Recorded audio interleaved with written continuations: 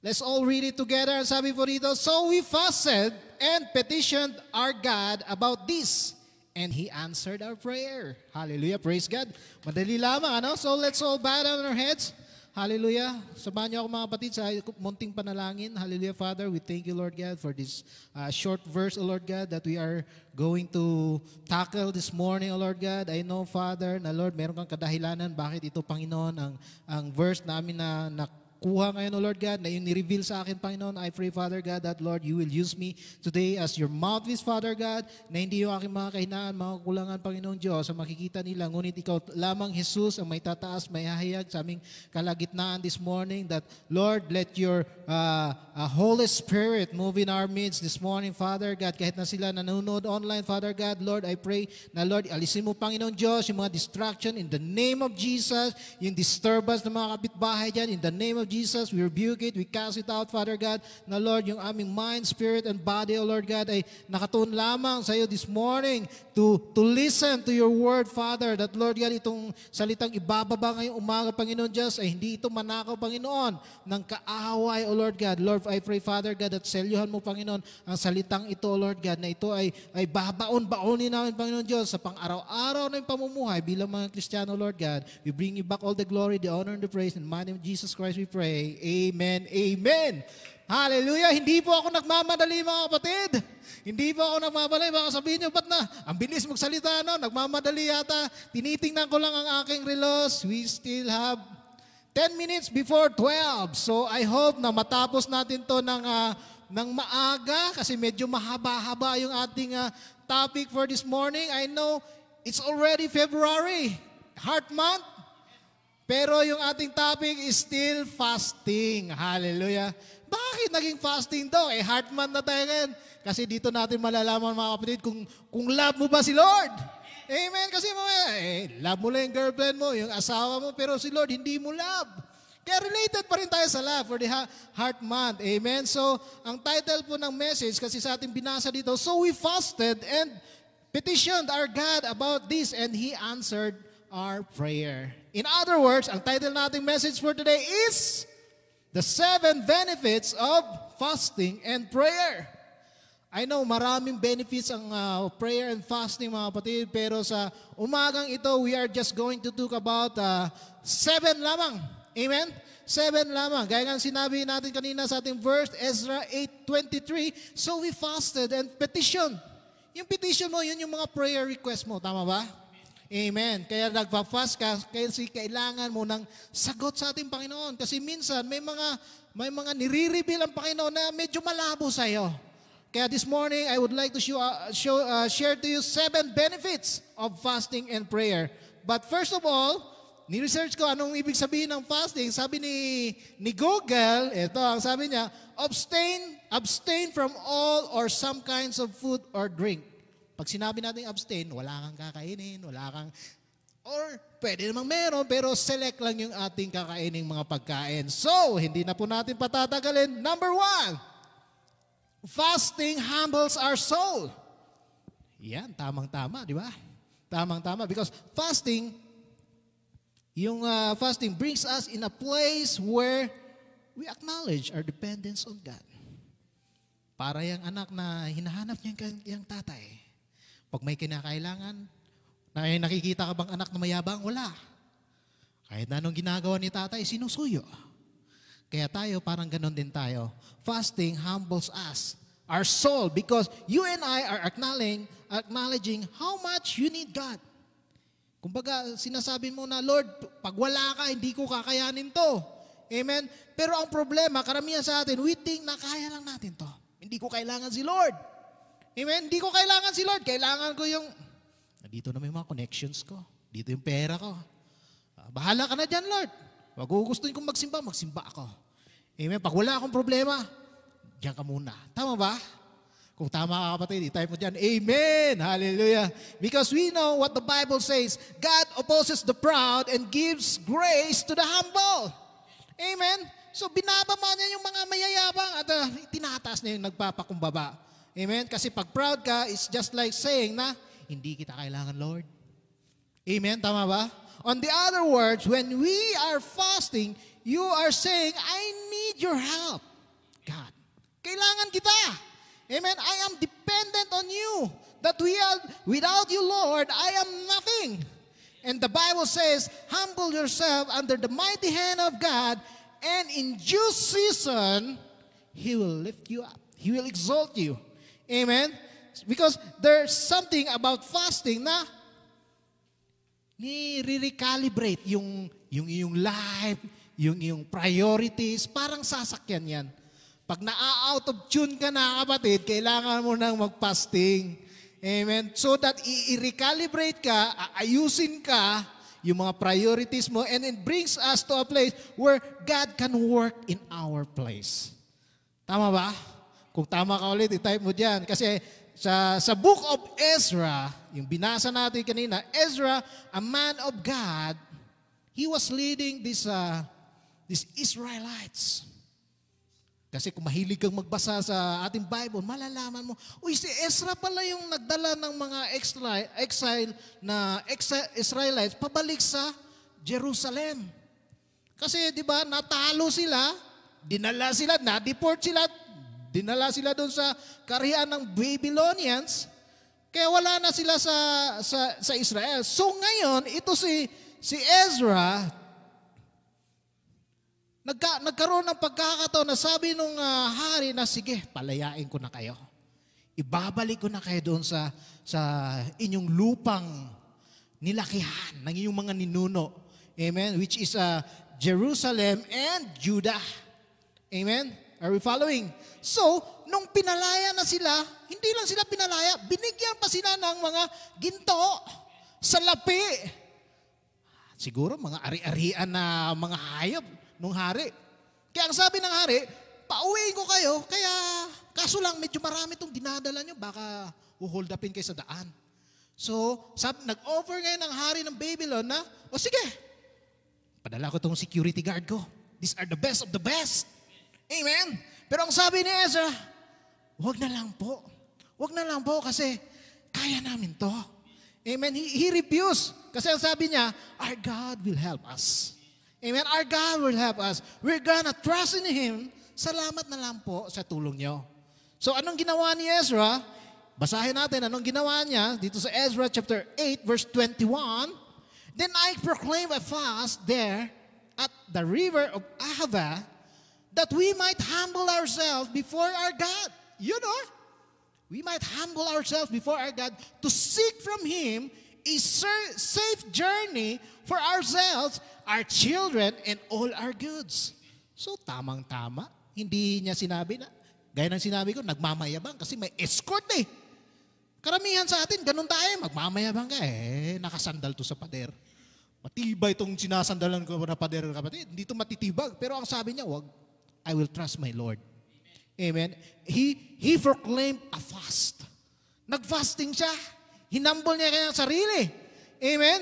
Kasi ang sabi niya, God, I can solve this situation on my own. God, I need you to go before me. I need you to help me, to lead me, yung kasama itong mga taong to. Amen? I need you to show me kung paano kakagaling. Amen? So, alam mo mga kapatid, anong nangyari? If you have that kind of attitude, kagaya ni Ezra, this is the kind of heart, the kind of prayer that gets heaven's attention. Amen? If you humble yourself daw mga kapatid, sa ating Panginoon, it is the kind of heart, the kind of attitude that gets heaven's attention and brings about heaven's help. Na magpapadala ng tulong ang ating Panginoon. So yan yung mangyayari sa verse na ito. They are asking God to help them. And yun nga, tinulungan sila ng ating Panginoon. And another verse, sa Psalms, maaring si David ang nagsasalito nito, or ang psalmist, ang sabi niya dito, I put on a sackcloth and humbled myself with fasting ulit. So hindi pala to sabi-sabi lang ni Doc na dapat mag-humble. Ibig sabihin, nung mga kapanahunan pa, nagfa-fasting na yung mga tao. Amen? Amen. So ano ibig sabihin sa atin dito? If we are not careful, for most of people, yung katawan nila ang nagdadrive sa kanila. Tama ba? pag gutom sila, kakain sila. If we are not careful, pag gusto mo matulog, matulog ka na lang. Wala kang iniintindi, bahala na kayo dyan.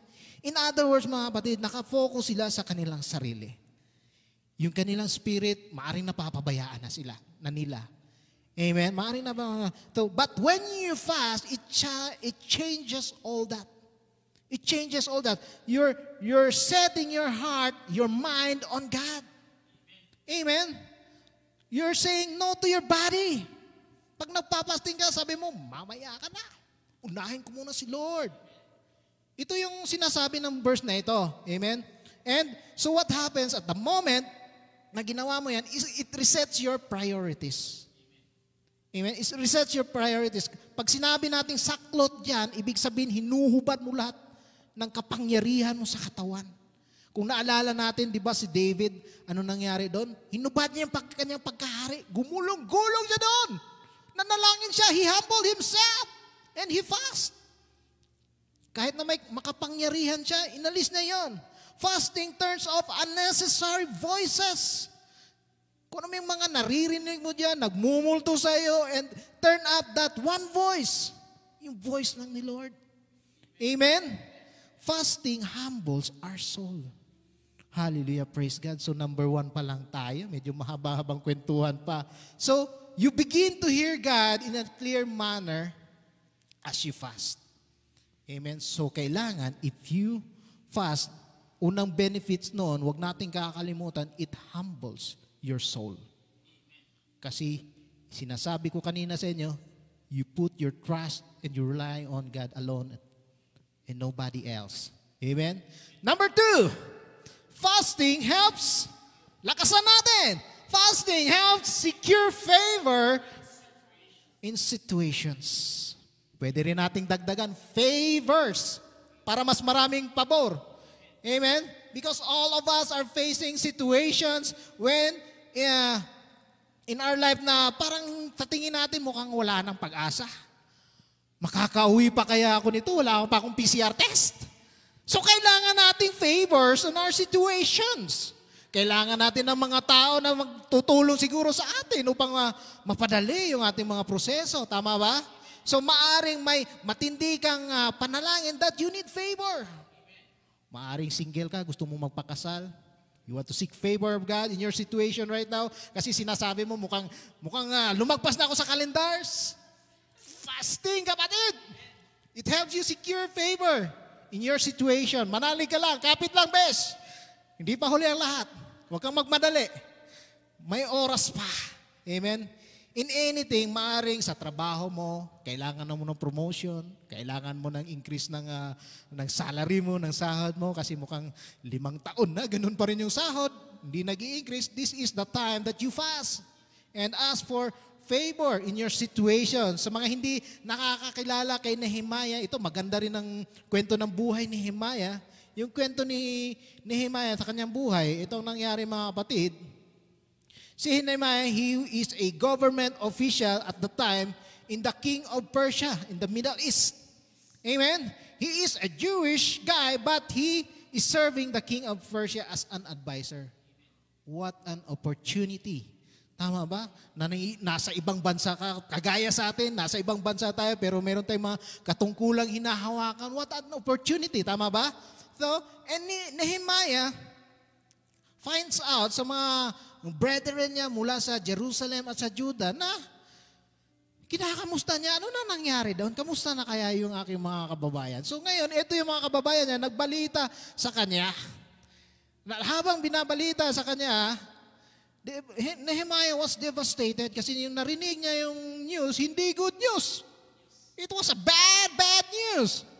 Sabi nila, sinira yung ating mga temple doon, yung ating city gates, sinira yung ating walls of Jerusalem, sinira, winasak. Kaya ang sabi ni Nehemiah dito sa chapter 1, verse 4, as soon I had heard these words, I sat down and wept. Umiyak siya, kapatid, and mourned for days. And I continued fasting and praying before the God of heaven. Wow. So ibig sabihin mga kapatid, hindi lamang lahat good news ang naririnig natin. Merong maaaring ngayon din, meron kang maririnig na bad news. Maaring sino ka man, hindi kita kilala, maaring biglaan lamang, may namatay sa pamilya, maaring may naaksidente sa pamilya, merong maaring nagkasakit sa pamilya. Ang sinasabi rito, I continued fasting and praying. So kailangan din natin pala yan mga kapatid that we fast and pray. So maaring ikaw to nakaka-relate ka dyan. Type mo dyan, amen. Kasi merong magandang maidulot ang verse na ito. Let's continue. Fasting is a way to experience God's favor that will lead to the rebuilding of the circumstances in the situation in your life. Ulitin ko, baka hindi nakuha na yung iba. Fasting will lead to the rebuilding of that circumstances in that situation in your life. Ibig sabihin mga kapatid, and here is Nehemiah, nag-fasting and pray siya, and in the succeeding verse, ang sinasabi dito sa verse 11, ito yung maganda. O Lord, let your ear be attentive to the prayer of your servant and to the prayer of your servants. Marami, who delight to fear your name and give success. Woo, hallelujah, you know, that's the key word. To your servant today and grant him mercy in the sight of this man. Sino yung man na yun? Yung hari. Amen? Now I was a cupbearer to the king. Praise God. Kasi, gaya ng sinasabi ko mga kapatid, hindi lahat ng nasa ibang bansa ay nagsiserve sa king. If you are serving the king, you are blessed. Amen? So, ang sinabi niya rito, para madali nating maintindihan sa word ito, meron siyang tatlong bagay na gustong gagawin ng hari na ito para sa kanya. Unang-una, sinabi niya, mahal na hari. Sabi niya, gusto ko na baliktarin mo yung utos mo. Kasi inutos din ng hari na ipatigil yung construction ng building doon sa Jerusalem. Tama ba? If you're reading your Bible, basahin nyo na lang mamaya. Nehemiah. Kaya sabi niya, kasi pinatigil nung hari kasi maraming marites. Sabi ng mga marites, huwag mong ipa-rebuild yan. Kasi yung mga tao na yan, yung mga Hudyo na yan, they are rebellious people. Ilang kuwan ang nire-rebelde nila mula sa mga Egyptians, nag-rebel na yan sila. Ilan na, marami na silang nirebel na mananakop sa kanila. Kaya sabi ng mga marites, wag yan, wag yan. So eto ngayon ang hinihiling ni Nehemiah, sinasabi niya rito sa atin na baliktarin mo yung utos mo. In other words, he's saying na sa hari na mali yung desisyon mo. During that time, pag sinasabi mong nabaliktarin ng hari yung kanyang desisyon, maaaring mapupugutan ka ng ulo kapatid. Tama ba? Hindi mo pwedeng ganunin ang hari kasi kung anong sinasabi ng hari, hindi mapuputol ang kanyang sinasabi. But here is Nehemiah, matapang. Atapang na tao. Hindi atakot sa hari. Amen? Kaya sabi niya, baliktarin mo yan. Yung utos mo. Sabi niya, ipagpatuloy mo ang construction doon. And number 2, ang gagawin mo, gawin mo akong gobernador doon. Hallelujah. Ang tapang at tao talaga. And number 3, hindi lang yon, ang lahat ng gastos doon, kailangan ikaw magbabayad. Wala na, patay. Hallelujah. So, ano kaya mangyayari kung ikaw yung kapatid? Ha? If you are asking favor, ano kaya mangyayari sa'yo? Maaaring sabihin ng boss mo, uwi ka na ng Pilipinas. Hindi ka na kailangan dito. But this man, courageous man, sinasabi niya yun. And yun nga kapatid, because he fasted and prayed, ano ang nangyari? The Lord grant.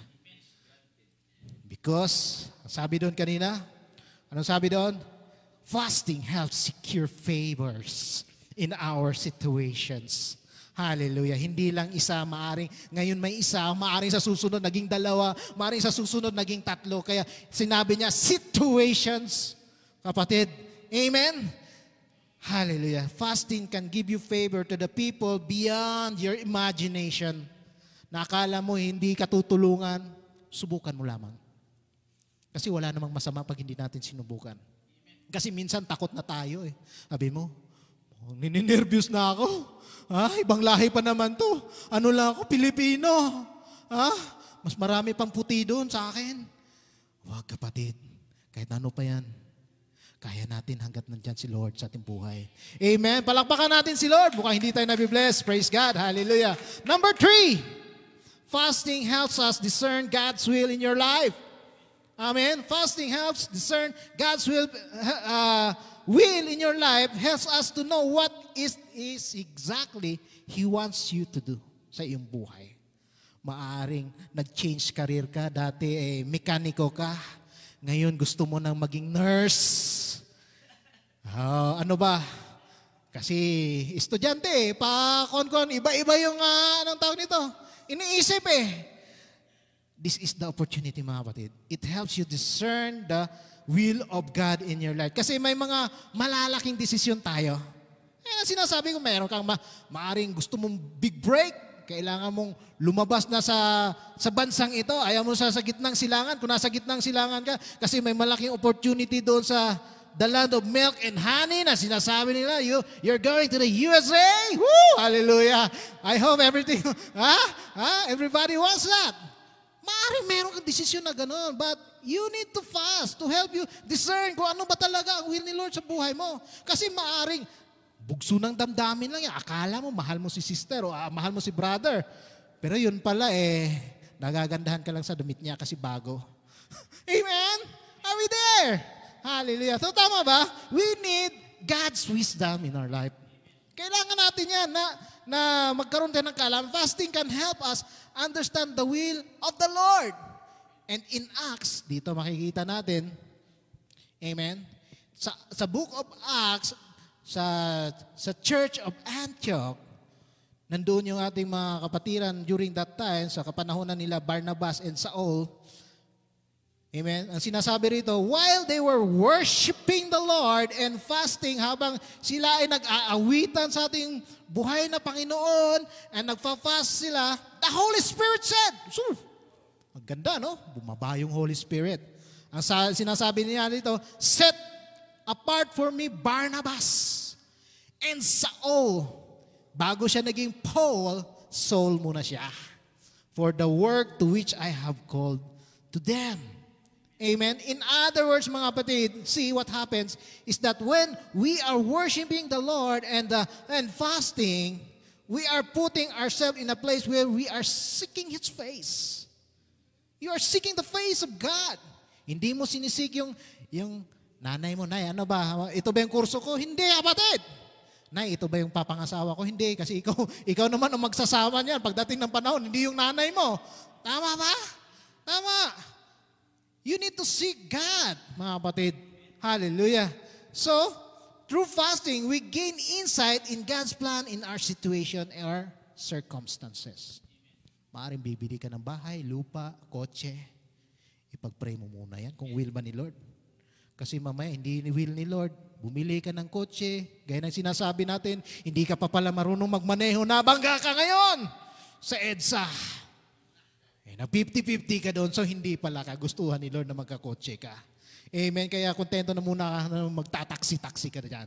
Amen. So balikan natin ang isang character sa Bible, another character. Marami tayong character ngayon kasi maganda yung mga nangyari sa buhay nila. At least nagkakaroon ka ng knowledge this morning. Balikan natin si Daniel sa chapter 10, verse 2 and 3. Ang sinasabi dito, then he said to me, fear not. Nandiyan na ba tayo? Baka lumagpas tayo. Diyan na. Mukhang lumagpas nga. Balikan natin ng konti. Yan. Ang sinasabi rito, in those days, Daniel, was mourning for 3 weeks. Woo! I ate no delicacies, no meat or wine entered my mouth. I did not anoint myself at all for the full 3 weeks. Wow. So bakit nangyari ito kay Daniel? So dito pala natin nakuha yung tinatawag nating Daniel's fast. Amen? Why is he mourning? Because, kunting background mga kapatid, nagkaroon ng vision ngayon si Daniel. Meron siyang vision na sa tingin niya, merong gagawing something ang Lord. Pero hindi niya ma-explain. Kasi si Daniel, he is yung taga-explain ng mga dreams ng hari, di ba? Parang Joseph the Dreamer din siya. Ini-interpret niya rin yung dream si Daniel. But this dream, hindi niya ma-interpret. Kaya inabot siya ng 3 weeks. Amen? Pero, ito na, nag-fast siya ng 3 weeks, kaya meron tayong tinatawag na Daniel's fast. Di ba? Yung kumakain ka, pero pili lang. Ito dito nakuha yung Daniel's fast. Amen? Ang sinabi niya dyan, no? I ate no delicacies, no meat or wine entered my mouth, nor did I anoint myself for the full 3 weeks. Ang tanong ngayon, ang layo, no? Ba't 3 weeks? Yung tinatawag na Daniel's fast is 21 days.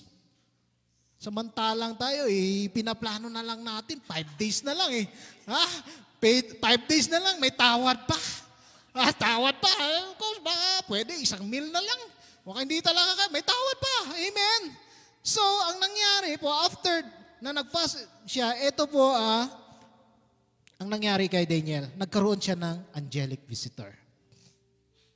Ang sabi ni Daniel, then he said to me, fear not, Daniel, for from the first day that you set your heart to understand and humbled yourself. Yan na naman, Kailangan pala talaga maging humble tayo.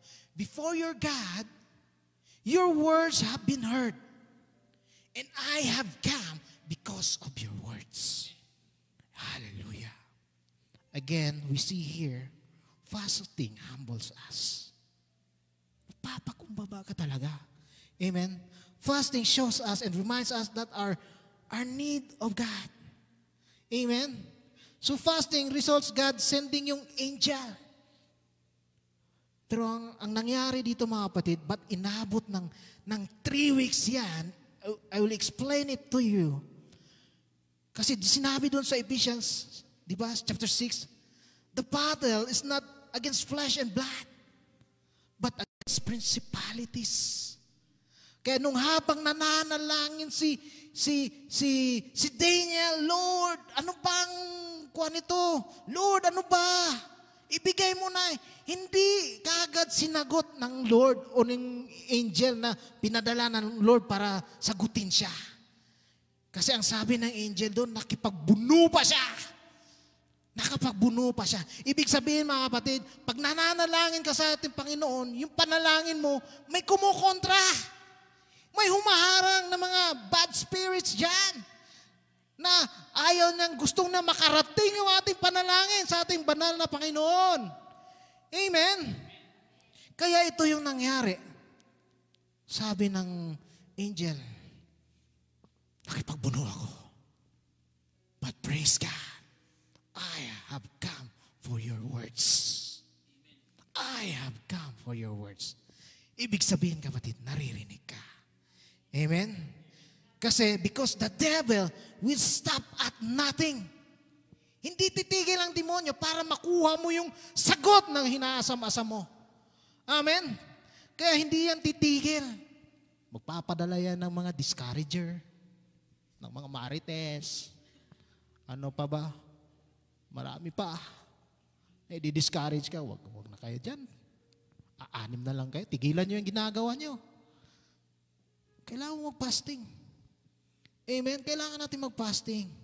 Hallelujah. So number 4. Itong pinakamaganda.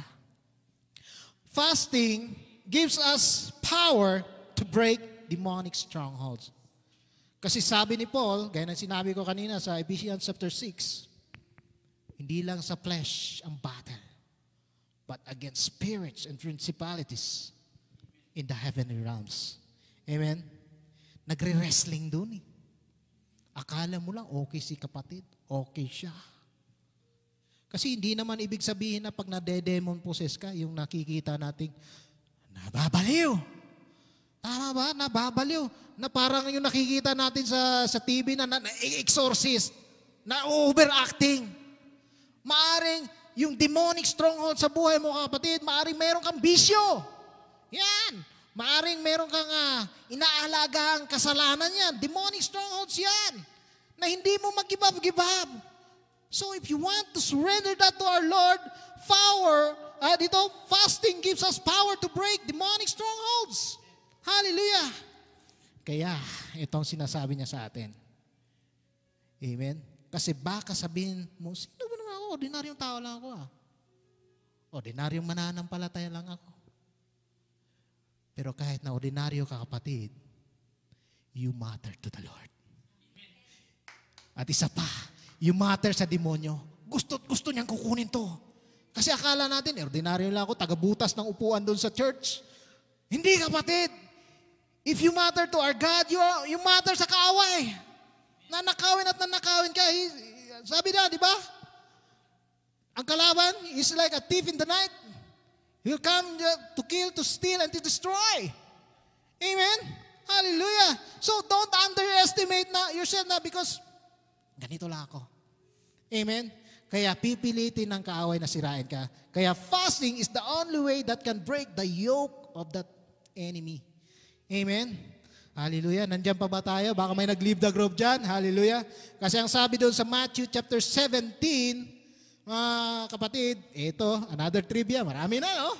Kanina si Ezra, ngayon si Nehemiah, nasa Daniel. Ito, sa Matthew. Mas maganda to. Kasi nung nananalangin yung mga disipulo doon, kasama si Jesus. Ang dami nilang nakast out na demonyo. Woo! Hallelujah! Praise God! Pero ito, sinubok sila ngayon. Sinubok sila. Merong isang tatay doon, dinala yung kanyang anak. Sabi niya sa isang disipulo natin, Panginoon, pwede pang panalanginan to. Mukhang kawawa tong aking anak. Matagal nang naposesto ng demonyo. Ito rin ewan ko, sino siguro yung malakas ng loob doon? Maaring si Matthew, kasi siyang nagsulat dito. Maaring si Matthew yung malakas ng loob doon. Sige, saan ba yan? Tapang nga tao to, hindi to takot sa demonyo. Kaya nung pinapray niya, walang nangyari. Walang nangyari. Sabi ng tatay, nako, kumukupas yata yung kapangyarihan ng taong to Walang nangyari. So naranasan nyo ba yung mga kapatid? Habang man pinapanalangin kayo kay Lord, na Lord, pagalingin mo itong aking nanay, aking tatay, aking mga kapatid, walang nangyari. Tapos sabihin nila sa'yo, akala ko ba born again Christian ka? At walang kapangyarihan yung panalangin mo. Pero ang sabi ni Jesus, ito yung maganda, sabi ni Jesus, 17 verse 21, but this kind does not go out. Merong mga espiritu na hindi lalabas ng simpleng panalangin. Except, kailangan mo ng matinding panalangin except by prayer and fasting. Hallelujah! Yun ang nangyari dito, mga kapatid. Na hindi lahat ng bagay nakukuha lamang sa simpleng panalangin. Kailangan mong babaran yan. Amen? Kailangan mong mag-one-on-one sa ating Panginoong Diyos. Hallelujah! Amen? Because sometimes there are situations in our life na, sinasabi ko sa inyo, di kaya ng powers natin. Minsan napapahiya tayo. Amen? Kaya pag napapahiya ka, gaganti tayo. Fasting! Hallelujah! Mag-fasting ka! Na kahit isang oras, pinag-pray mo na walang nangyari, ito, bababa tayo. Hindi lang oras to. 5 araw. Hallelujah. In other words, fasting can break that. Kung ano man yung mga sitwasyon na demonic na nagpuposes sa'yo, mag-fasting ka. Hallelujah. Maaring depression mo man yan, yung anxiety mo, inaatake ka na naman ngayon. Fast and pray. And He will deliver you. Hallelujah. So number 5, fasting prepares us for new seasons of life and ministry. Eto, maganda rin. Daming benefits, ano? Kanina, 4 lang, maganda na. Pero habang tumatagal, paganda ng paganda eh. Fasting prepares us for new seasons of life and ministry. Kasi alalahanan natin, si Jesus, before He began His ministry, He fasted for 40 days and 40 nights. Si Moses, before he received the law, the 10 commandments, he fasted another 40 days. Hallelujah. And before Paul was sent in his ministry, kasi lalabas na si Paul, magmi-missionary works na, nagkaroon din siya ng Ito, fasting.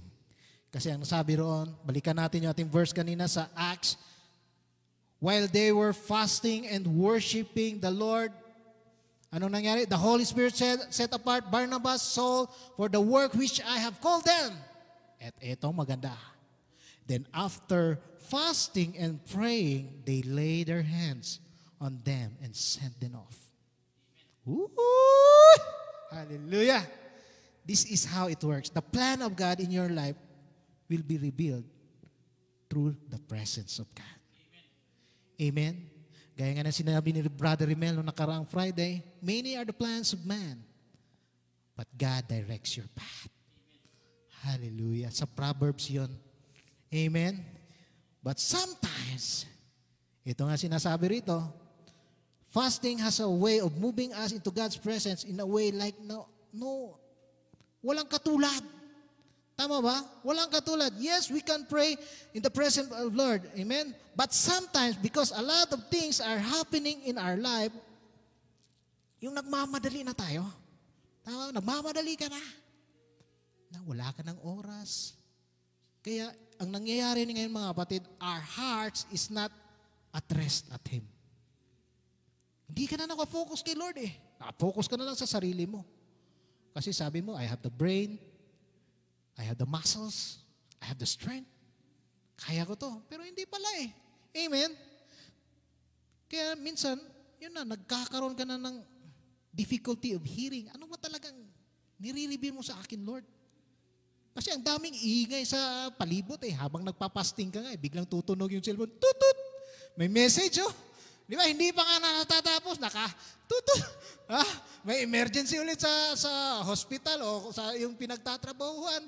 Hindi mo nga ma-silent yung cellphone na yun eh. Amen? Are we there? Maaaring natatamaan tayo, pero yun ang realidad ng buhay, kapatid. Amen? And fasting has a way of quieting our hearts. And as a pastor of this sector, I encourage everyone to join us.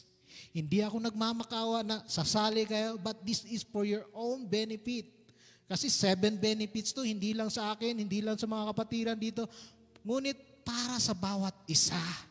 Amen? Kung saan tayo ay dalahin ni Lord sa this year, 2022. Praise God, we survived January. And now it is February. Parang kailan lang. Amen? Kaya namumula na yung paligid yan. After a few days, namumula na ang paligid. Sa dami ng rosas siguro na matatanggap. Sa mga binata, sa mga may asawa. Hallelujah. Praise God. Pero pag hindi mo asawa, wag mo nang kunin kapatid kung may asawa ka na. In Jesus' name. Hallelujah. Doon lang sa mga asawa natin na original, ha? Amen. And number 6, eto. Sabi natin kanina, fasting can bring healing. Hallelujah. Maybe some of you today need healing in your physical body. Maring meron kang matinding kasakitan. Hallelujah. Maring meron kang dinadala dyan na hindi mo na kinakaya.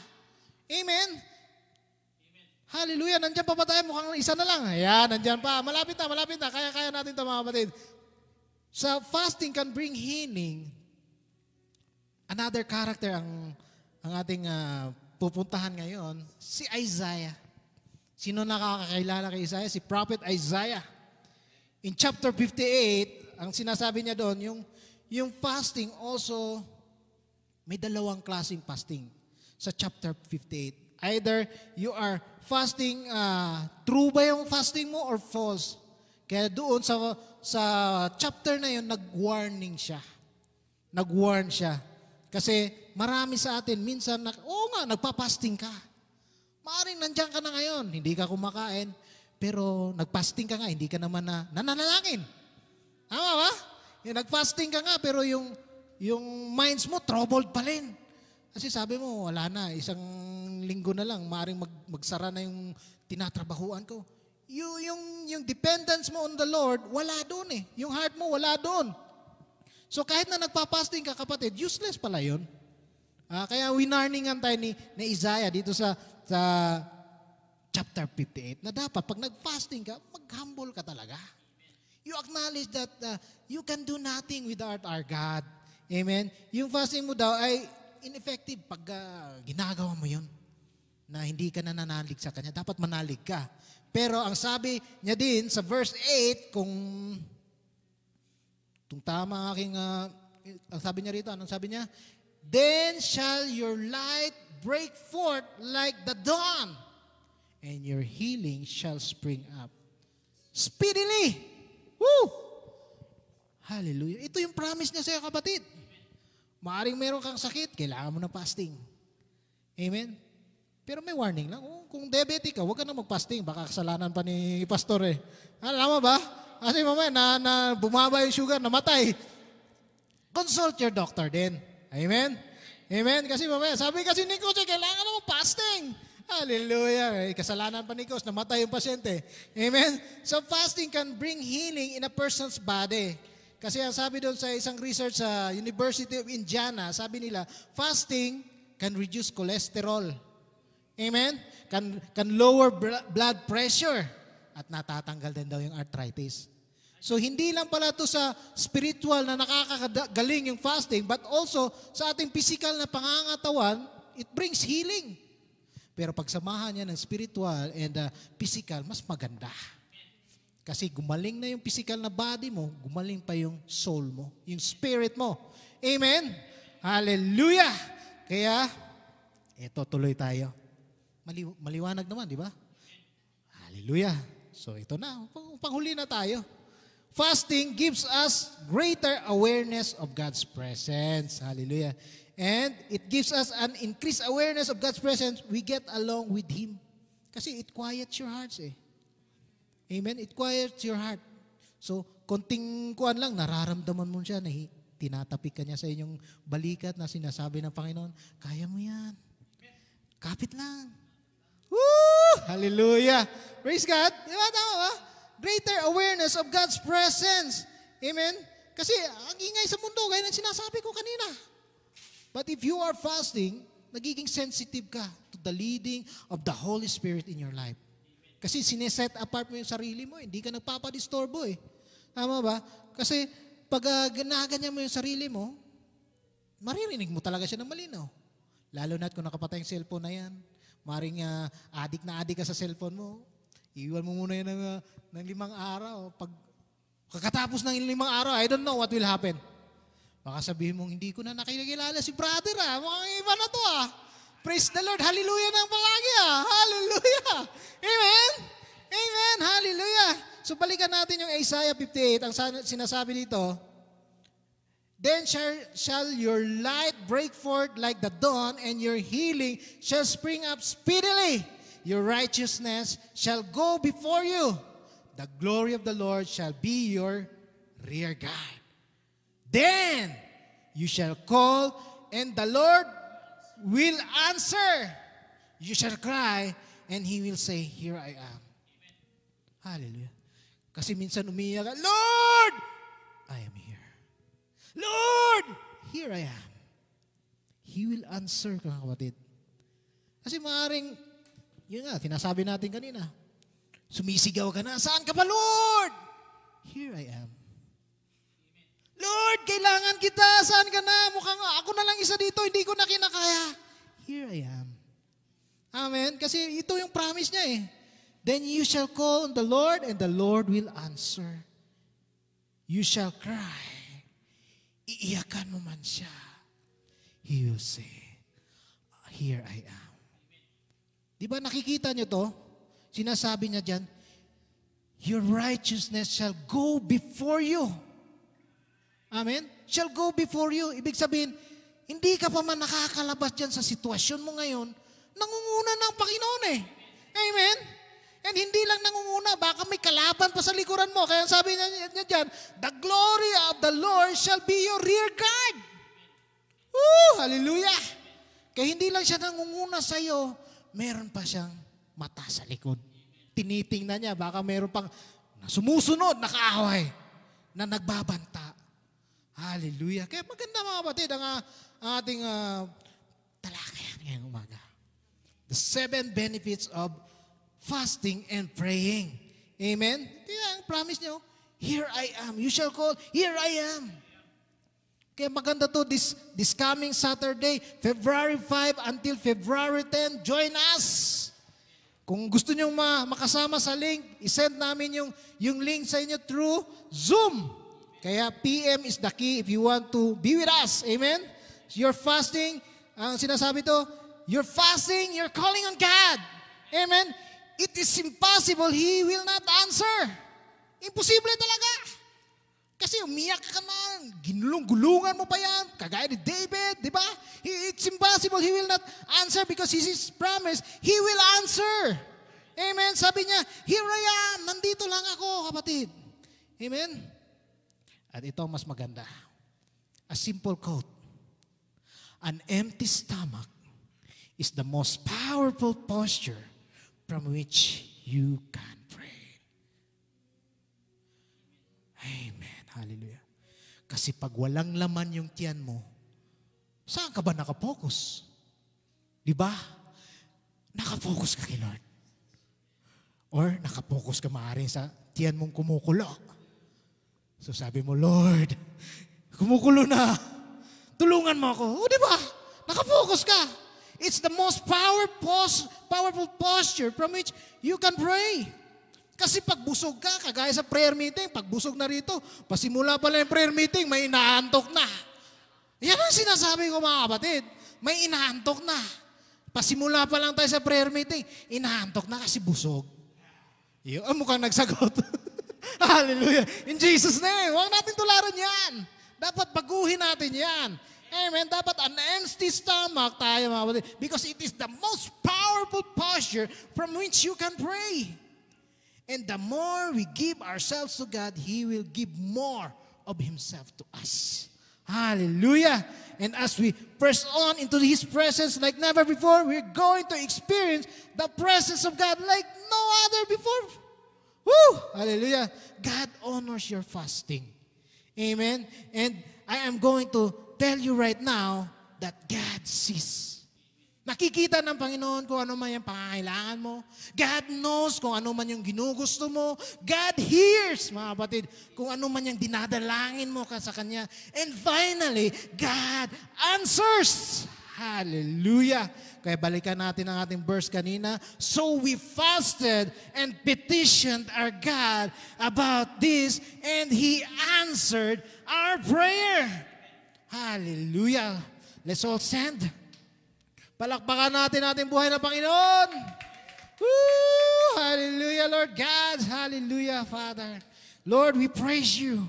We give you thanks, Father God. Hallelujah, for this wonderful day, O Lord God, na binaliwanag mo sa amin, Panginoon, ang hindi lang sa 7 benefits, Panginoon. Alam namin, Panginoon Diyos, na marami pa ang benepisyo ng prayer and fasting. But Lord, for today, baon-baonin namin yung 7 na yan, O Lord God, na yung binigay sa amin ngayong umaga, Panginoon Diyos, yung benefits ng fasting and praying. Hallelujah. That Lord, it will be used, O God, sa aming buhay na, Lord God, ma-recalibrate yung aming mga pag-iisip, Panginoon, yung aming spirit, hallelujah, na yung mga disturbance sa mundong ito, Lord God, ay maaalis sa aming mga buhay, Panginoon, that we only focus our eyes unto Jesus, the author and the finisher of our faith, hallelujah, that, Lord God, ay hindi mo kami pababayaan, Panginoon, in our coming prayer and fasting, O Lord God, this February 5 and 10, Panginoon Diyos, I pray, Father God, that you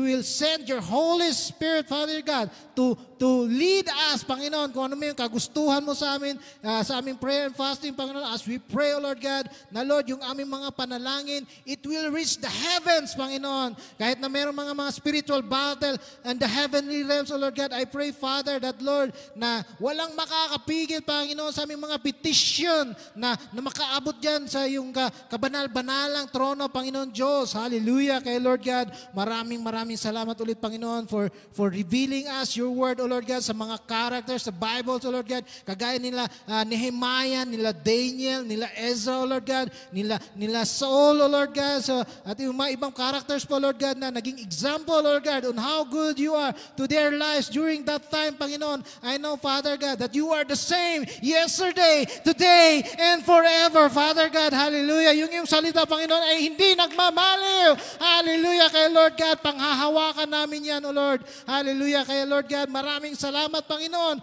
for giving us, once again, O Lord God, that fresh revelation of your word sa aming mga buhay, Panginoon Diyos. Hallelujah.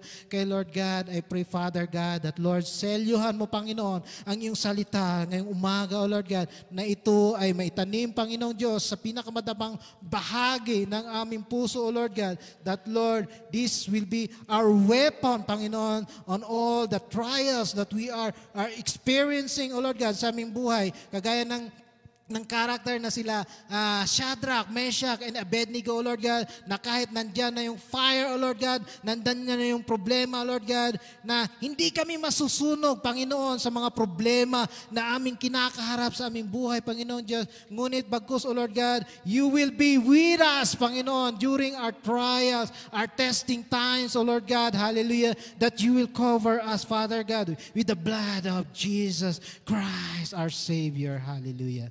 Kay Lord God, maraming salamat ulit, Panginoon. We thank you, Father, for this day, for the word, O Lord God, that you have given us. We bring you back all the glory, the honor, and the highest praise. And all the saints will say, Amen, amen, amen. Hallelujah. Praise God.